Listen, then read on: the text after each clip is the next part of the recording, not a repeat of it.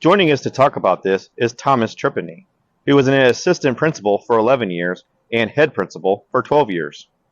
District allocates different funds to different categories. So they may do a certain amount of money towards instruction, a certain amount of money towards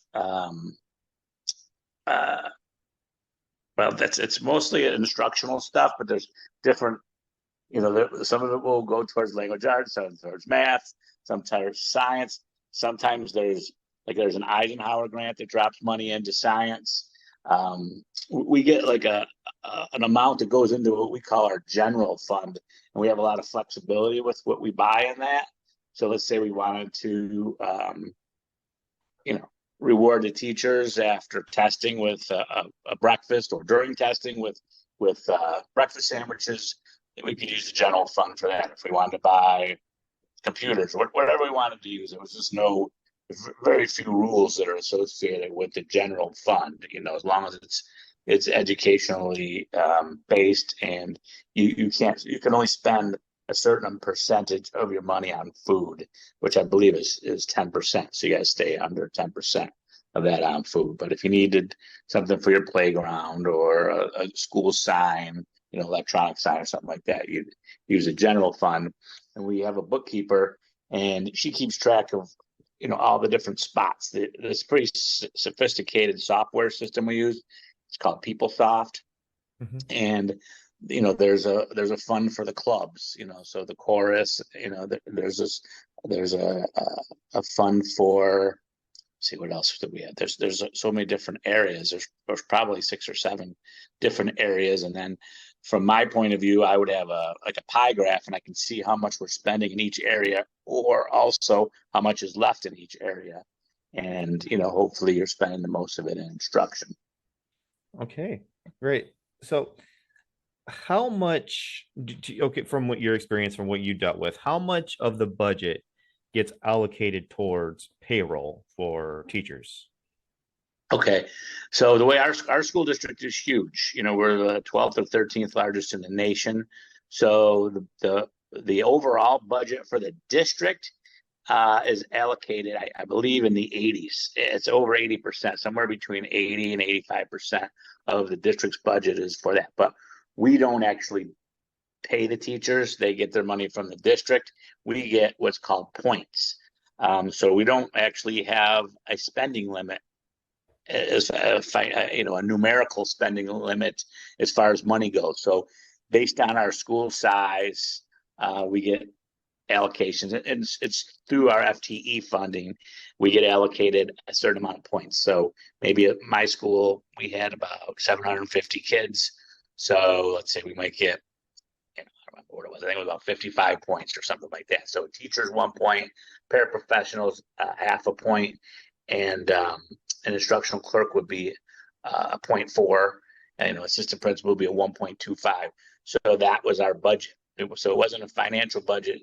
And the beauty of that is we can get the most experienced teachers with the highest degrees in it, and it has no impact on how we our spending, pretty much. Okay. So it's where a lot of schools, I know, they get a certain amount of money, and they're kind of penalized, so to speak, if they hire teachers who are 30 years with a doctorate, and that's almost the same as 2 teachers probably, and we don't have to fool around with that. So there's also the Title I budget. I don't know if you want to go get into that or not. What yeah, real quickly, what is the Title I budget? So the Title I budget is it's a federal program for schools who have a higher poverty level, to give them an advantage. We don't have. I was a Title I school, so we were about, generally most years we were around 73-74% free and reduced lunch. Each district has different cut scores which qualify them for the Title I. When I first started in the district, that number was around 30.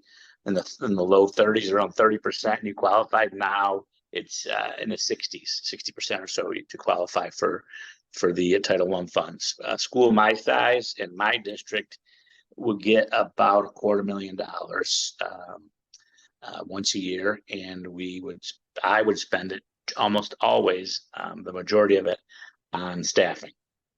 Okay. Um, we would get what they call carryover money, which was any money that wasn't spent, I guess, in the district.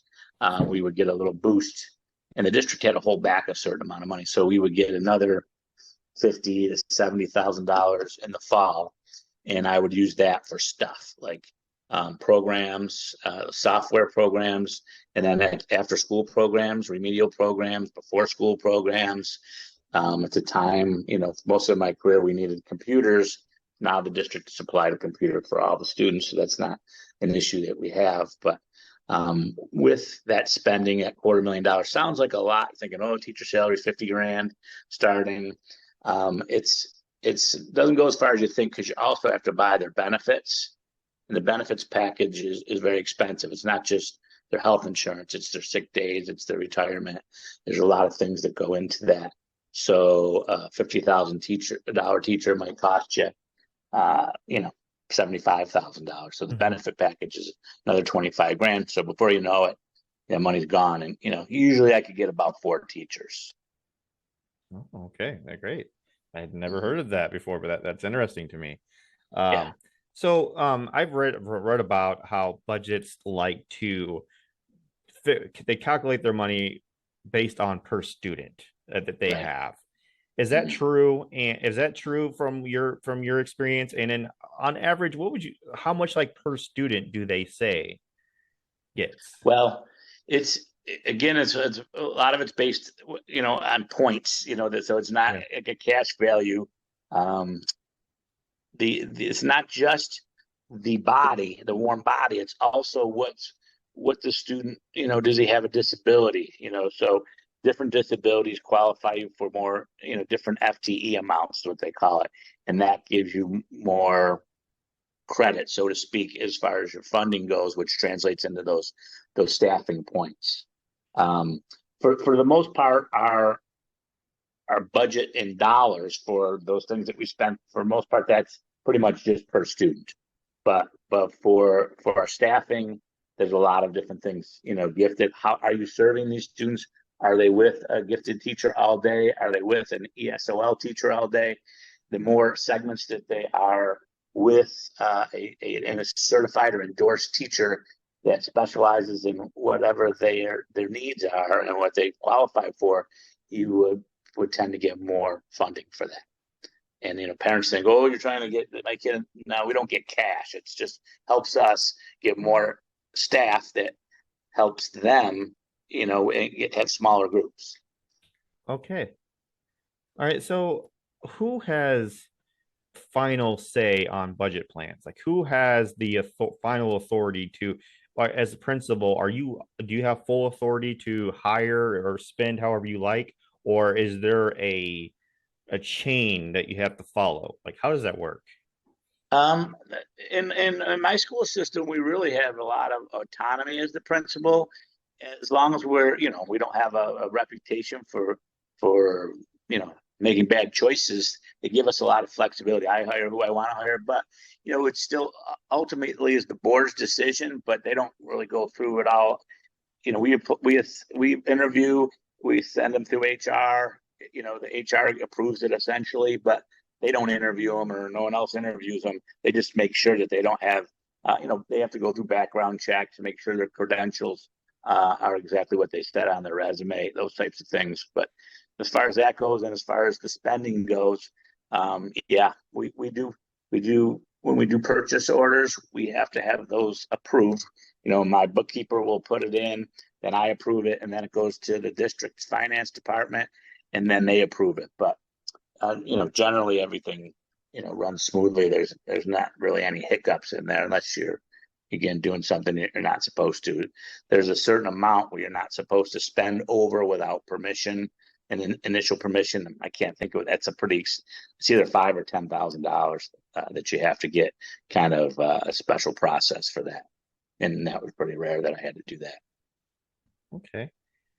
So what is something schools like spend a lot of money on that may surprise a lot of people, like that people that never worked in schools ever? What is something that people don't realize that schools? I know staffing and teachers is definitely a huge part of the budget, but is there something that's just like you can't, people won't believe that schools spend a lot of money on.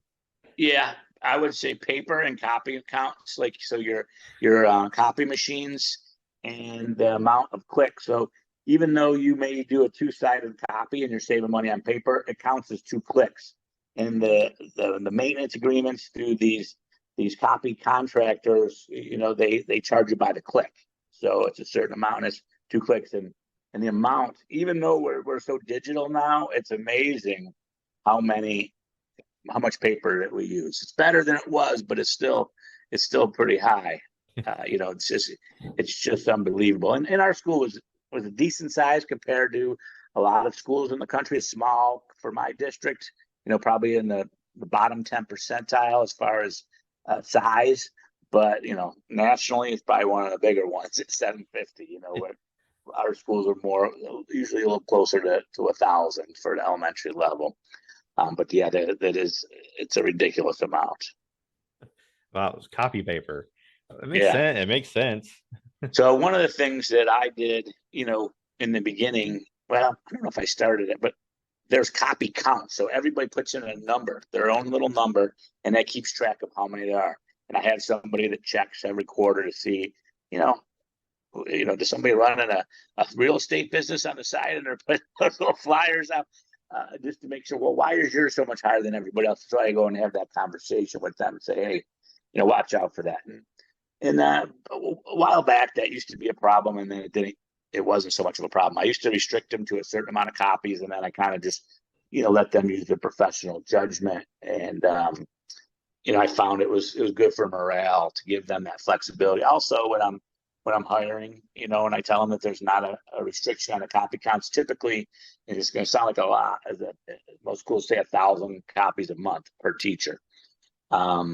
And for a lot of teachers, that's tough, and so some of them, it's communication with parents, because sometimes parents don't, they don't get into the technology thing or check their computers, but they're inclined to check the backpack because the kids' homework might be in there and stuff like that. But before we were real digital. Nice. That's interesting. And that learned something new there. Mm-hmm. So, okay. So most people would probably agree that teachers should get paid more. But I think most people would agree about that. But is that realistic? Like, how can that happen? Like, what is the process there? Because I know, like, if you could just hit a button and make teachers get paid more, you probably could.